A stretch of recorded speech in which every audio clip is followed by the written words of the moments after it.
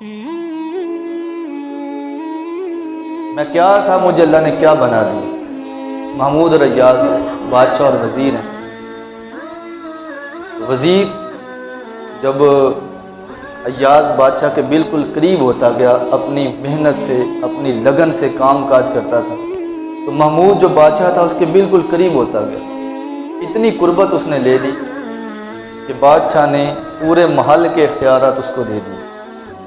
جسے تم نے رکھنا ہے اسے رکھو، جسے نکالنا ہے تم نے نکالنا ہے، جو خریدنا ہے تم نے خریدنا ہے، جو کاغذات، جو پیپر، جو دولت، ہر چیز کا اختیار اب تمہارے پاس ہے۔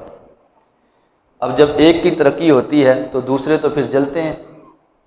ہمیں 20 سال ہو گئے، 15 سال ہو گئے، ہمیں بادشاہ نے وہ منصب نہیں دیا، یہ بادشاہ کے اتنے قریب ہو گیا، وہ سارے کے سارے جلنا شروع ہو گئے، حسد کرنے لگ گئے کہ یہ اتنا قریب ہو گیا بادشاہ کے۔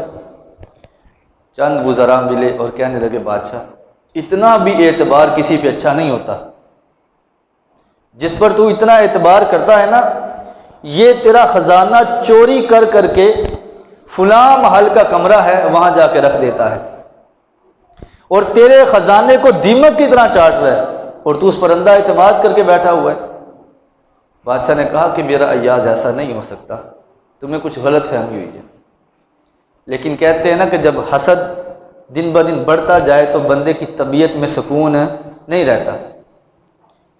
وہ بات بڑھتی گئی، وزراء کی شکایات بڑھتی گئی، بالآخر بادشاہ نے کہا اچھا اگر آج کی رات وہ آئے، جیسے ہی کمرے میں داخل ہو تم نے مجھے بلا لینا ہے۔ رات ہو گئی، وقت گزرتا گیا، پچھلا پہر آیا، ایاز محل میں داخل ہوا اور داخل ہوتے ہی اپنے اس کمرے کی طرف چل پڑا۔ جیسے کمرے میں داخل ہوا وزیروں کی دوڑیں لگ گئی، بادشاہ کدھر ہے، بادشاہ کدھر ہے، کوئی دائیں دوڑ رہا ہے، کوئی بائیں دوڑ رہا ہے، بادشاہ کو ڈھونڈو، بادشاہ کدھر ہے۔ بادشاہ صاحب مل گئے، بادشاہ ہم تجھے نہیں کہتے تھے کہ تیرا وزیر ایاز جس پر تو اتنا اعتبار کرتا ہے وہ خزانہ چوری کرتا ہے اور اس کمرے میں جا کے رکھتا ہے، جا کے دیکھو آخر کیا وجہ ہے کہ اس کمرے کا راز نہ ہمیں پتا ہے نہ تمہیں پتا ہے۔ اگر تم کہتے ہو کہ میرا ایاز ایسا نہیں ہے تو پھر تمہیں اس کمرے کے راز کے بارے میں کیوں پتا نہیں ہے؟ بادشاہ نے اپنا لباس زیب تن کیا، تلواریں اپنے کندھے پہ رکھی اور کہا چلو کمرے کی طرف چلتے ہیں، آج دودھ کا دودھ پانی کا پانی ہو جائے۔ بادشاہ چل رہا ہے، وزراء چل رہے ہیں۔ جب بادشاہ قریب پہنچا بادشاہ نے دروازے پر دستک دی۔ جب پہلی دفعہ دستک دی تو دروازہ نہیں کھلا تو تشویش بڑھ گئی، تجسس بڑھ گیا، دوبارہ دستک دی، دروازہ نہیں کھلا۔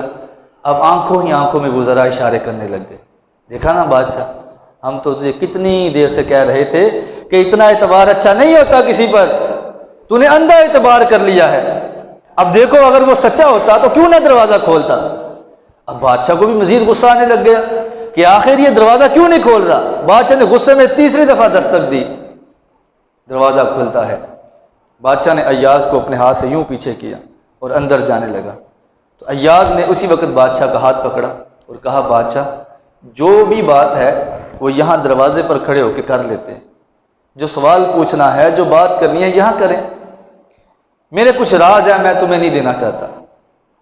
وزراء کہنے لگے دیکھا نا بادشاہ تو محبت کے دعوے کرتا ہے ایاز کے ساتھ کہ میرا ایاز ایسا نہیں ہے، میرا ایاز ایسا نہیں ہے، اور ایاز کا یہ عالم ہے کہ وہ اپنے راز ہی تمہیں نہیں دینا چاہتا، تم نے ساری سلطنت اس کو دے دی، وہ ایک کمرے کے راز نہیں تمہیں دے سکتا۔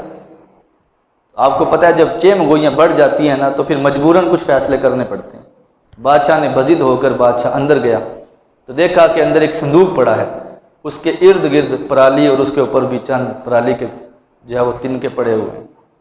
وزراء کہنے لگے بادشاہ ہم نے تو بڑا تمہیں کہا تھا، وہ دیکھو صندوق سامنے، اس میں تمہارے ہیرے ہیں، جواہرات ہیں، اس میں تمہارا خزانہ ہے جسے یہ روزانہ تھوڑا تھوڑا چوری کرتا ہے اور یہاں لا کے جمع کر دیتا ہے۔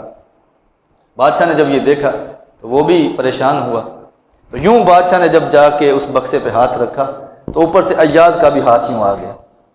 کہنے لگا بادشاہ ابھی بھی وقت ہے، جو بات ہے تم مجھ سے کرو، میں تمہیں سارے سوالوں کے جواب دوں گا۔ بادشاہ کہنے لگا ایاز میری مجبوری ہے، اب دیر بہت ہو چکی ہے، اب میں تمہاری بات سے فیصلہ نہیں کر سکتا، جب تک دودھ کا دودھ پانی کا پانی نہ ہو جائے یہ فیصلہ آج ہو کر رہے گا۔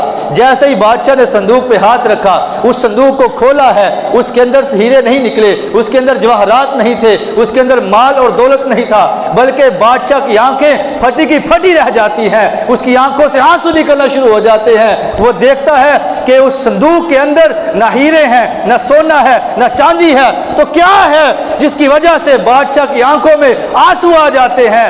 اس کے اندر ایک پھٹی ہوئی ٹوپی ہے، پیوند لگے ہوئے جوتے ہیں، پھٹا ہوا لباس ہے۔ بادشاہ ایاز کو کہنے لگا، ایاز ساری سلطنت تیرے پاس ہے، جو سارا خزانہ تیرے پاس ہے، تو چاہے تو کسی کو نکال سکتا ہے، چاہے تو کسی کو رکھ سکتا ہے، جتنا مال چاہے خرچ کر سکتا ہے، لیکن ایاز یہ کیا چکر ہے؟ یہ پھٹی ہوئی ٹوپی، یہ پھٹا ہوا لباس، یہ ٹوٹے ہوئے جوتے، یہ کیا چکر ہے؟ ایاز کہنے لگا، بادشاہ جب تک یہ راز تھا تو راز تھا، اب یہ راز کھل چکا ہے تو مجھے بھی بتانا پڑے گا۔ ایاز کہنے لگا، بادشاہ جب میں تمہارے دربار میں نہیں آیا تھا، میری اوقات یہ تھی کہ یہ ٹوٹا ہوا جوتا، یہ پھٹا ہوا لباس، یہ پیوند لگی ہوئی ٹوپی، یہ میرا لباس ہوا کرتا تھا۔ اللہ تعالیٰ نے مجھے عزت عطا کی، میں تمہارے محل میں آ گیا، اللہ نے مجھے طرح طرح کے لباس پہننے کے لیے دیے، اللہ تعالیٰ نے مجھے طرح طرح کے چپل پہننے کے لیے عطا کیے، لیکن جب رات کا پچھلا پہر آتا تھا، میں اس کمرے میں آتا تھا، اپنا شاہی لباس اتار دیتا تھا، یہ پھٹا ہوا لباس، یہ پھٹی ہوئی ٹوپی، یہ ٹوٹے ہوئے جوتے پہن کر میں سر سجدے میں رکھ کے کہا کرتا تھا، اے باری تعالیٰ اگر تو نے مجھے اس حال میں رکھا تھا تب بھی تیرا شکر ہے، آج تو نے مجھے اتنی نعمتوں سے نوازا ہے، باری تعالیٰ آج بھی میں تیری نعمتوں کا شکر ادا کرتا ہوں۔